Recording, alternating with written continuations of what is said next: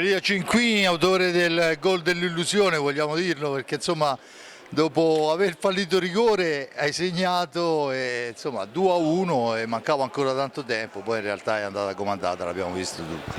Sì, quel gol lì ci ha tenuto un po' in partita, dai, però ora non mi ricordo perché poi nella confusione così della partita, dopo quanto abbiamo preso il 3-1, ma dopo poco mi sembra, quindi è stata un po' un'illusione.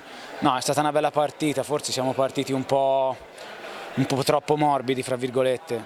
Loro hanno trovato delle conclusioni da fuori che ci hanno messo un po' di difficoltà nel primo tempo, poi nel secondo tempo forse ci siamo riassettati un pochino e abbiamo fatto la nostra partita, dai.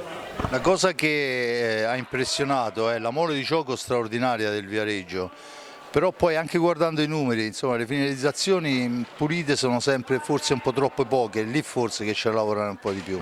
Sicuramente sì, crediamo tanto, ultimamente crediamo tanto e finalizziamo poco, forse siamo stati anche un po' svantaggiati perché Fede a Mura ha preso delle giornate di squalifica, insomma lui davanti il suo lo fa, crea, è uno propositivo, speriamo sia solo quello, dai, comunque non è una nostra dote primaria fare tanti gol.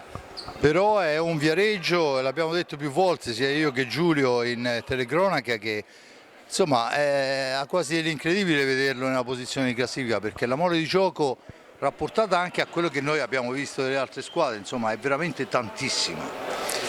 Bisogna migliorare, bisogna lavorare, migliorare e giocare soprattutto di squadra, non lasciarci trasportare dalle individualità, che sennò dopo è finito anche il bello dell'hockey, no? E niente, che sia uno spunto di riflessione per lavorare, perché tanto il lavoro paga sempre, io sono sempre di quell'idea lì, uno più lavora, più fa mole di lavoro come dici te, poi prima o poi i risultati vengono. Un'ultima cosa, era un derby che mancava da una stagione, insomma un derby rispettato, l'abbiamo visto, fra pubblico e tifoserie, veramente tutto bellissimo. È stato bellissimo, sì sì, è sempre poi un'emozione.